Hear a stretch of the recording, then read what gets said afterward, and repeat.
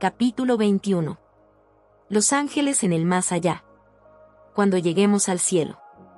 Vi después un gran número de ángeles que traían de la ciudad brillantes coronas, una para cada santo, cuyo nombre estaba inscrito en ella. A medida que Jesús pedía las coronas, los ángeles se las presentaban y con su propia diestra el amable Jesús las ponía en la cabeza de los santos. Asimismo los ángeles trajeron arpas y Jesús las presentó a los santos. Los caudillos de los ángeles preludiaban la nota del cántico que era luego entonado por todas las voces en agradecida y dichosa alabanza. Todas las manos pulsaban hábilmente las cuerdas del arpa y dejaban oír melodiosa música en fuertes y perfectos acordes. Después vi que Jesús conducía a los redimidos a la puerta de la ciudad, y al llegar a ella la hizo girar sobre sus goznes relumbrantes y mandó que entraran todas las gentes que hubiesen guardado la verdad. Primeros escritos. 288. De los labios del Rey de Gloria se escuchará la bendición, que resonará como la más dulce música a sus oídos. Venid, benditos de mi Padre, heredad el reino preparado para vosotros desde la fundación del mundo. Mateo 25, 34. Entonces los redimidos serán bienvenidos a las mansiones que Jesús está preparando para ellos. Allí no serán acompañados por los viles de la tierra, sino por aquellos que, mediante la ayuda divina, han formado caracteres perfectos. Cada tendencia pecaminosa, cada imperfección, ha sido removida por la sangre de Cristo. Y la excelencia y brillo de su gloria, que excede a la del sol al mediodía, les es impartida. La belleza moral y la perfección del carácter de Cristo brilla a través de ellos con un esplendor mayor que la gloria externa. Están sin falta delante del gran trono blanco, compartiendo la dignidad y los privilegios de los ángeles. The Southern World, 31 de marzo de 1908. Los redimidos reconocerán y se encontrarán con aquellos que por su intermedio fueron conducidos al Salvador. ¿Qué conversación más bendecida tendrán con estas almas? Yo era un pecador, dirá uno, sin esperanza y sin Dios en el mundo, y tú viniste y me señalaste al precioso Salvador como mi única esperanza. Otros dirán, yo era un pagano en tierras extrañas. Tú dejaste amigos y la comodidad de un hogar confortable, y viniste a enseñarme cómo encontrar al Salvador y creer en Él como el único Dios verdadero. Destruí mis ídolos y adoré a Dios, y ahora lo puedo ver cara a cara. Estoy salvo, eternamente salvo, para admirar a aquel a quien amo. Otros expresarán gratitud hacia aquellos que alimentaron al hambriento y vistieron al desnudo. Cuando la desesperación inundaba mi alma de incredulidad, el Señor te envió a mí, dirán, para hablarme palabras de esperanza y consuelo. Trajiste alimento para suplir mis necesidades físicas, y la palabra de Dios para suplir mi necesidad espiritual. Me trataste como a un hermano, simpatizaste con mis penas, y restauraste mi alma herida y lastimada, de tal manera que pudiera tomarme de la mano de Cristo que estaba allí para salvarme. Quitaste mi ignorancia, enseñándome pacientemente que tenía un Padre en los cielos que cuidaba de mí. Me leíste las preciosas promesas de la palabra de Dios. Me inspiraste la fe que habría de salvarme. Mi corazón fue enternecido, subyugado y quebrantado al contemplar el sacrificio que Cristo había hecho por mí. Ahora estoy aquí salvo, eternamente salvo, para vivir siempre en su presencia y adorar a aquel que dio su vida por mí. Qué gozo será para estos redimidos encontrarse y saludar a aquellos que tuvieron preocupación por sus almas. The Review and Herald, 5 de enero de 1905. Si los jóvenes reciben a Cristo y creen en Él, serán llevados a una íntima comunión con Dios. Él les dará poder para llegar a ser hijos de Dios y para llegar a asociarse con los más honrados en el reino de los cielos. Estarán en compañía de Gabriel, de los querubines y serafines, de los ángeles y del arcángel. Después me mostró un río limpio de agua de vida, resplandeciente como cristal, que salía del trono de Dios y del Cordero. En medio de la calle de la ciudad, y a uno y otro lado del río, estaba el árbol de la vida, que produce 12 frutos, dando cada mes su fruto, y las hojas del árbol eran para la sanidad de las naciones. Y no habrá más maldición, y el trono de Dios y del Cordero estará en ella, y sus siervos le servirán, y verán su rostro, y su nombre estará en sus frentes. No habrá allí más noche, y no tienen necesidad de luz de lámpara, ni de luz de sol, porque Dios el Señor los iluminará, y reinarán por los siglos de los siglos. Apocalipsis 22, 1, 5, Spalding and Magan Collection, 52. Solo cuando se vean a la luz de la eternidad las providencias de Dios, comprenderemos lo que debemos al cuidado y la intercesión de sus ángeles. Los seres celestiales han tenido una parte activa en los asuntos de los hombres. La educación, 274. En la vida futura comprenderemos las cosas que aquí nos dejaron grandemente perplejos. Nos daremos cuenta de qué poderoso ayudador tuvimos y cómo los ángeles de Dios fueron comisionados para guardarnos a medida que seguíamos el consejo de la palabra de Dios. En lugares celestiales, 257. En el mundo por venir, Cristo llevará a los redimidos junto al río de la vida, y les enseñará maravillosas lecciones de verdad. Abrirá ante ellos los misterios de la naturaleza. Verán que hay una mano maestra que mantiene a los mundos en su lugar. Presenciarán las habilidades del gran artista al colorear las flores del campo. Y comprenderán los propósitos de un Padre misericordioso que dispensa cada rayo de luz. Junto a los santos ángeles, los redimidos reconocerán en canciones de agradecida adoración el supremo amor de Dios por un mundo desagradecido. Entonces se comprenderá plenamente que de tal manera amó Dios al mundo, que ha dado a su Hijo unigénito, para que todo aquel que en él cree, no se pierda, mas tenga vida eterna. Juan 3, 16. The Review and Herald, 3 de enero de 1907. Los herederos de la gracia tienen con Dios una relación aún más sagrada que la de los ángeles que nunca cayeron. Joyas de los Testimonios 2, 337. Dios desea que se cumplan en nosotros los propósitos de su gracia. Por el poder de su amor y mediante la obediencia, el hombre caído, un gusano en el polvo, debe ser transformado y capacitado para ser miembro de la familia celestial, compañero de Dios, de Cristo y de los santos ángeles a través de las edades eternas. El cielo triunfará, porque los lugares dejados vacantes por Satanás y su hueste serán ocupados por los redimidos del Señor. Alza tus ojos. 59. Dios creó al hombre para la gloria divina, para que después de pasar por la prueba y la aflicción la familia humana pudiera llegar a ser una con la familia celestial. El propósito de Dios era repoblar el cielo con la familia humana, si hubiera demostrado obediencia a cada palabra divina. Adán había de ser probado para ver si iba a ser obediente, como los ángeles leales, o desobediente. Comentario Bíblico Adventista 1, 1096. Los sentimientos de amor y simpatía que el mismo Dios implantó en el alma, se desahogarán del modo más completo y más dulce. El trato puro con seres santos, la vida social y armoniosa con los ángeles bienaventurados y con los fieles de todas las edades que lavaron sus vestiduras y las emblanquecieron en la sangre del Cordero. Los lazos sagrados que unen a toda familia en los cielos y en la tierra. Efesios 3, 15, todo eso constituye la dicha de los redimidos. Seguridad y paz en el conflicto de los siglos, 735, 736. El juicio durante el milenio. Durante los 1000 años que transcurrirán entre la primera y la segunda resurrección, se realizará el juicio de los malos. Daniel declara que cuando vino el anciano de días, se dio el juicio a los santos del Altísimo. Daniel 7, 22. Durante ese tiempo, los justos reinarán como reyes y sacerdotes ante Dios.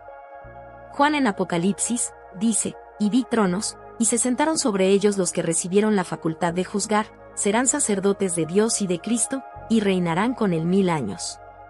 Apocalipsis 24, 6. En este periodo, como predijo Pablo, los santos han de juzgar al mundo. 1 Corintios 6, 2.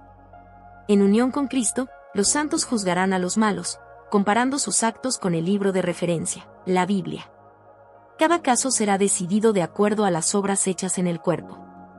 Aún Satanás y los ángeles malignos serán juzgados por Cristo y su pueblo. The Southern Work, 14 de marzo de 1905. La tercera venida de Cristo. Al fin de los 1000 años, Cristo regresa otra vez a la tierra. Le acompaña la hueste de los redimidos, y le sigue una comitiva de ángeles. Al descender en majestad aterradora, manda a los muertos impíos que resuciten para recibir su condenación. Se levanta un gran ejército, innumerable como la arena del mar, que contrasta entre ellos y los que resucitaron en la primera resurrección. Los justos estaban revestidos de juventud y belleza inmortales. Los impíos llevan la huella de la enfermedad y de la muerte. Todas las miradas de esa inmensa multitud se vuelven para contemplar la gloria del Hijo de Dios. A una voz las huestes de los impíos exclaman, bendito el que viene en el nombre del Señor. No es el amor a Jesús lo que les inspira esta exclamación, sino que el poder de la verdad arranca esas palabras de sus labios. Los impíos salen de sus tumbas tales como a ellas bajaron, con la misma enemistad hacia Cristo y el mismo espíritu de rebelión. No disponen de un nuevo tiempo de gracia para remediar los defectos de su vida pasada, pues de nada les serviría. Toda una vida de pecado no ablandó sus corazones. De serles concedido un segundo tiempo de gracia, lo emplearían como el primero, eludiendo las exigencias de Dios e incitándose a la rebelión contra Él. Cristo baja sobre el monte de los Olivos, de donde ascendió después de su resurrección, y donde los ángeles repitieron la promesa de su regreso. El profeta dice: «Vendrá Jehová mi Dios, y con él todos los santos. Y se afirmarán sus pies en aquel día sobre el monte de los Olivos, que está enfrente de Jerusalén al oriente, y el monte de los Olivos se partirá por en medio, haciendo un valle muy grande, y Jehová será rey sobre toda la tierra. En aquel día Jehová será uno, y uno su nombre». Zacarías 14, 5, 4, 9, seguridad y paz en el conflicto de los siglos, 720, 721. Miramos hacia arriba y vimos la hermosa ciudad, con 12 fundamentos y 12 puertas, 3 a cada lado del muro, y un ángel en cada puerta. Entonces exclamamos: «Es la ciudad, la santa ciudad, que está descendiendo del cielo, de Dios». Descendió con todo su esplendor y gloria resplandeciente y se situó en la extensa planicie que Jesús había preparado para ella. Spiritual Gifts 1, 213. Entonces Satanás se prepara para la última tremenda lucha por la supremacía. Mientras estaba despojado de su poder e imposibilitado para hacer su obra de engaño, el príncipe del mal se sentía abatido y desgraciado. Pero cuando resucitan los impíos y ve las grandes multitudes que tiene al lado suyo, sus esperanzas reviven y resuelven no rendirse en el gran conflicto. Los impíos son sus cautivos. Están listos para aceptar sus sugestiones y ejecutar sus órdenes. No obstante, fiel a su antigua astucia, no se da por Satanás. Pretende ser el príncipe que tiene derecho a la posesión de la tierra y cuya herencia le ha sido arrebatada injustamente. Se presenta ante sus súbditos engañados como redentor, asegurándoles que su poder los ha sacado de sus tumbas y que está a punto de librarlos de la más cruel tiranía. Propone dirigirlos contra el Real de los Santos y tomar posesión de la ciudad. Entre aquella inmensa muchedumbre se cuentan numerosos representantes de la raza longeva que existía antes del diluvio. Allí hay reyes y generales que conquistaron naciones, hombres valientes que nunca perdieron una batalla. Satanás consulta con sus ángeles, y luego con esos reyes, conquistadores y hombres poderosos. Consideran la fuerza y el número de los suyos, y declaran que el ejército que está dentro de la ciudad es pequeño, comparado con el de ellos, y que se lo puede vencer. Preparan sus planes para apoderarse de las riquezas y gloria de la Nueva Jerusalén. En el acto todos se disponen para la batalla. Hábiles artífices fabrican armas de guerra. Renombrados caudillos organizan en compañías y divisiones las muchedumbres de guerreros. Al fin se da la orden de marcha, y las huestes innumerables se ponen en movimiento. Satanás, el más poderoso guerrero, marcha al frente, y sus ángeles unen sus fuerzas para esta batalla final. Seguridad y paz en el conflicto de los siglos, 721, 722. Entonces Cristo reaparece a la vista de sus enemigos. Muy por encima de la ciudad, sobre un fundamento de oro bruñido, hay un trono alto y encumbrado. En el trono está sentado el Hijo de Dios, y en torno suyo están los súbditos de su reino. En presencia de los habitantes de la tierra y del cielo reunidos, se efectúa la coronación final del Hijo de Dios. Satanás ha visto la corona colocada sobre la cabeza de Cristo por un ángel de elevada estatura y majestuoso continente, y sabe que la posición exaltada que ocupa este ángel habría podido ser la suya. Seguridad y paz en el conflicto de los siglos, 722, 724, 727. El último juicio. Entonces, revestido de suprema majestad y poder, el Rey de Reyes falla el juicio de aquellos que se rebelaron contra su gobierno, y ejecuta justicia contra los que transgredieron su ley y oprimieron a su pueblo. Apenas se abren los registros, y la mirada de Jesús se dirige hacia los impíos, estos se vuelven conscientes de todos los pecados que cometieron. Reconocen exactamente el lugar donde sus pies se apartaron del sendero de la pureza y de la santidad, y cuán lejos el orgullo y la rebelión los han llevado en el camino de la transgresión de la ley de Dios. Por encima del trono se destaca la cruz, y como en vista panorámica aparecen las escenas de la tentación, la caída de Adán y las fases sucesivas del gran plan de redención.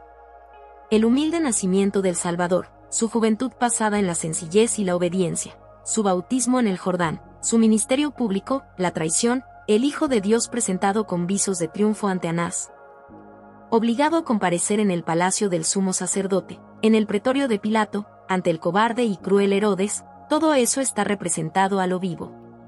Luego, ante las multitudes agitadas, se reproducen las escenas finales, el paciente varón de dolores pisando el sendero del Calvario, el príncipe del cielo colgado en la cruz. La escena terrible se presenta con toda exactitud. Satanás, sus ángeles y sus súbditos no pueden apartar los ojos del cuadro que representa su propia obra. Cada actor recuerda el papel que desempeñó, seguridad y paz en el conflicto de los siglos, 724-725. Llegará el día cuando todo será revelado en su propia luz ante ángeles y hombres. Así como el artista reproduce en el bronce las características del rostro humano, así se reproducen en los libros del cielo los caracteres.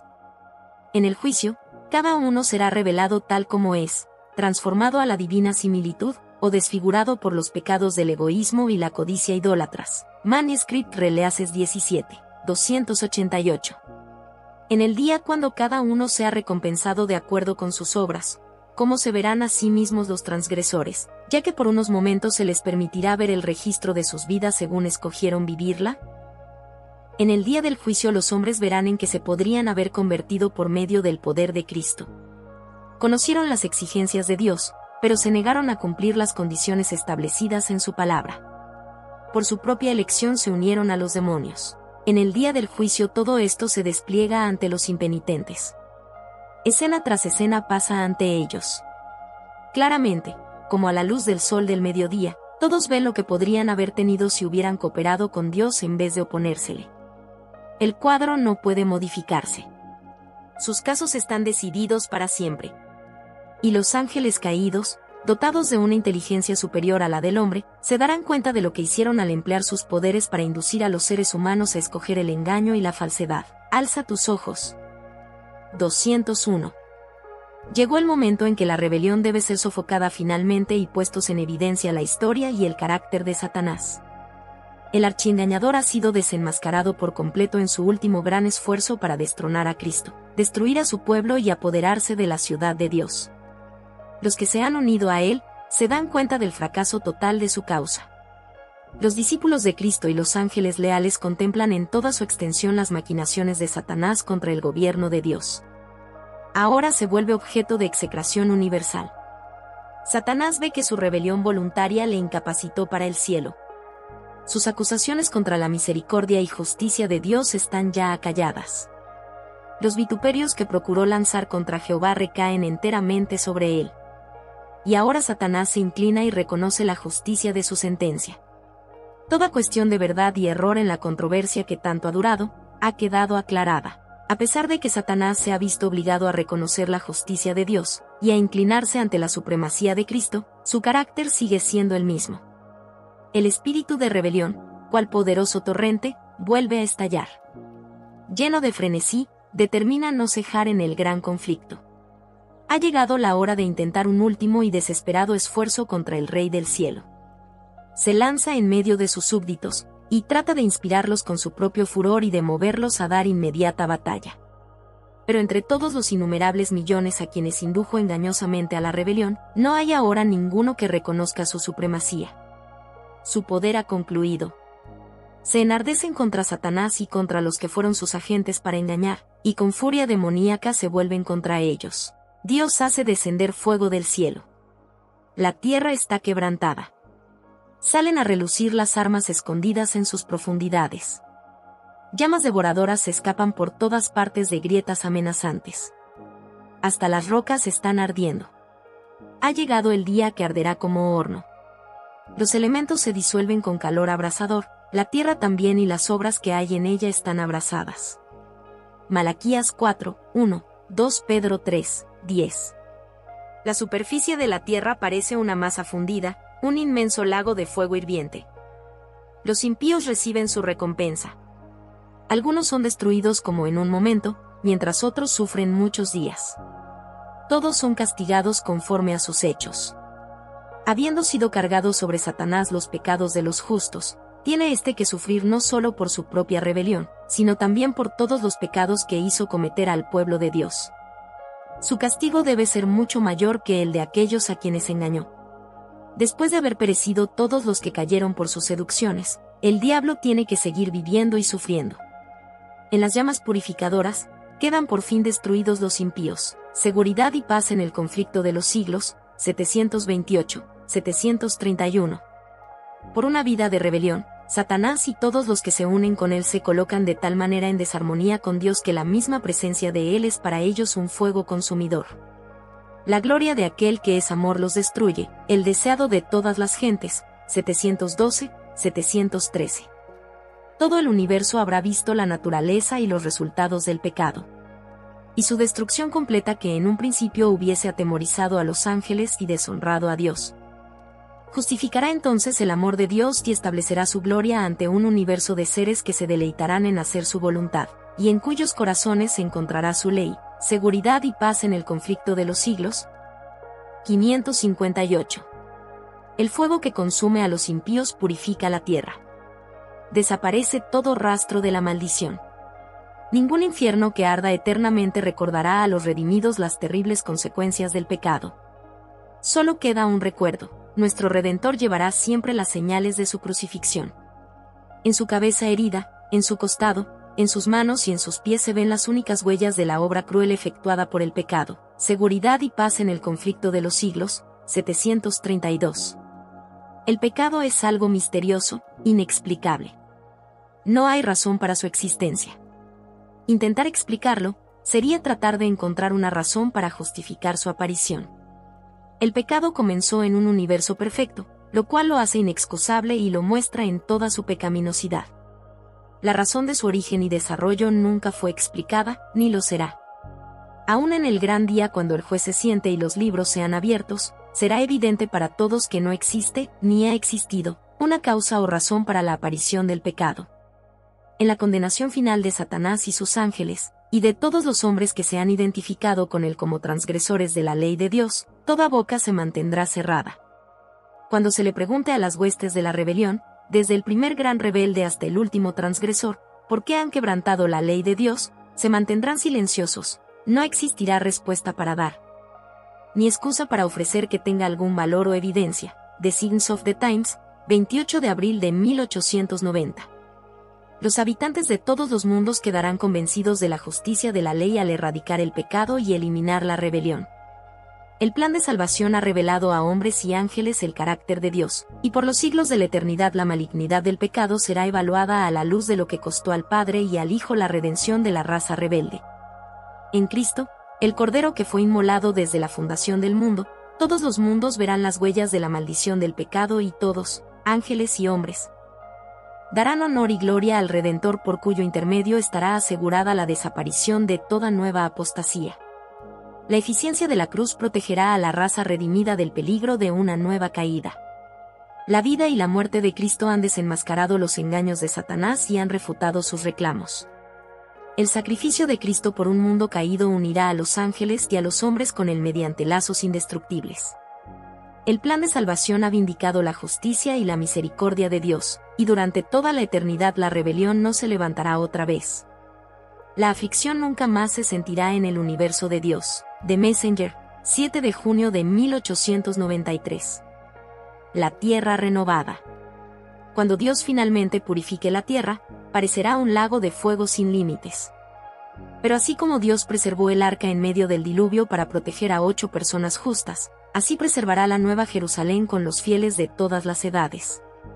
Aunque toda la tierra, excepto la superficie donde se sitúe la ciudad, estará envuelta en un mar de fuego líquido, la ciudad será protegida por un milagro del Todopoderoso como ocurrió con el arca. No sufrirá daño en medio de los elementos devoradores. Spiritual Gifts 3, 87. La tierra nueva y nuestra herencia eterna. Moisés vio la tierra purificada por el fuego y limpia de todo vestigio de pecado. La vio sin las huellas de la maldición, renovada, y entregada a los santos para que la posean por la eternidad. Manuscript Releases 10, 158. El plan de la redención no se entenderá por completo ni siquiera cuando los rescatados vean cómo serán vistos ellos mismos y conozcan cómo serán conocidos. pero a través de las edades sin fin. Nuevas verdades se desplegarán continuamente ante la mente admirada y deleitada. Seguridad y paz en el conflicto de los siglos, 709. En el plan de salvación hay alturas y profundidades que la eternidad misma nunca puede agotar, maravillas que los ángeles desearían penetrar con la mirada. De todos los seres creados, solo los redimidos han conocido por experiencia el conflicto real con el pecado, han trabajado con Cristo y, cosa que ni los ángeles podrían hacer, han participado de sus sufrimientos. ¿No tendrán acaso algún testimonio acerca de la ciencia de la redención, algo que sea de valor para los seres no caídos? La educación, 276, 277. Hay misterios en el plan de la redención, temas de continuo asombro para los ángeles celestiales. El apóstol Pedro, hablando de la revelación dada a los profetas en cuanto a los sufrimientos de Cristo, y las glorias que vendrían tras ellos, dice que son cosas en las cuales anhelan mirar los ángeles. 1 Pedro 1, 11-12, Joyas de los Testimonios 2, 307. La multitud de los redimidos viajará de mundo en mundo, y mucho de su tiempo será dedicado a investigar los misterios de la redención. Este tema se abrirá continuamente ante sus mentes por toda la eternidad. The Review and Herald, 9 de marzo de 1886. La ciencia de la redención es la ciencia de las ciencias, la ciencia que constituye el estudio de los ángeles y todos los seres inteligentes de los mundos no caídos, la ciencia que ocupa la atención de nuestro Señor y Salvador. La ciencia que penetra en el propósito nacido en la mente del Ser Infinito, la ciencia que será el estudio de los redimidos de Dios durante los siglos sin fin. La educación, 121, 122. El maravilloso y misericordioso propósito de Dios, el misterio del amor redentor, es el tema en el cual anhelan mirar los ángeles, y será su estudio a través de los siglos sin fin. Tanto los redimidos como los seres que nunca cayeron hallarán en la cruz de Cristo su ciencia y su canción. Se verá que la gloria que resplandece en el rostro de Jesús es la gloria del amor abnegado. A la luz del Calvario, se verá que la ley del renunciamiento por amor es la ley de la vida para la tierra y el cielo, que el amor que no busca lo suyo tiene su fuente en el corazón de Dios. Y que en el manso y humilde se manifiesta el carácter de aquel que mora en la luz inaccesible al hombre, el deseado de todas las gentes. 11. Y a medida que los años de la eternidad transcurran, traerán consigo revelaciones más ricas y aún más gloriosas respecto de Dios y de Cristo. Así como el conocimiento es progresivo, así también el amor, la reverencia y la dicha irán en aumento. Cuanto más sepan los hombres acerca de Dios, tanto más admirarán su carácter. A medida que Jesús les descubra la riqueza de la redención y los hechos asombrosos del gran conflicto con Satanás, los corazones de los redimidos se estremecerán con gratitud siempre más ferviente. Y con arrebatadora alegría tocarán sus arpas de oro, y miríadas de miríadas y millares de voces se unirán para engrosar el potente coro de alabanza. Y a todo lo creado que está en el cielo, y sobre la tierra, y debajo de la tierra, y en el mar, y a todas las cosas que en ellos hay, oí decir, al que está sentado en el trono, y al Cordero, sea la alabanza, la honra, la gloria y el poder, por los siglos de los siglos. Apocalipsis 5, 13. El gran conflicto ha terminado. Ya no hay más pecado ni pecadores. Todo el universo está purificado. La misma pulsación de armonía y de gozo late en toda la creación. De aquel que todo lo creó manan vida, luz y contentamiento por toda la extensión del espacio infinito. Desde el átomo más imperceptible hasta el mundo más vasto, todas las cosas animadas e inanimadas, declaran en su belleza sin mácula y en júbilo perfecto, que Dios es amor, seguridad y paz en el conflicto de los siglos. 736, 737.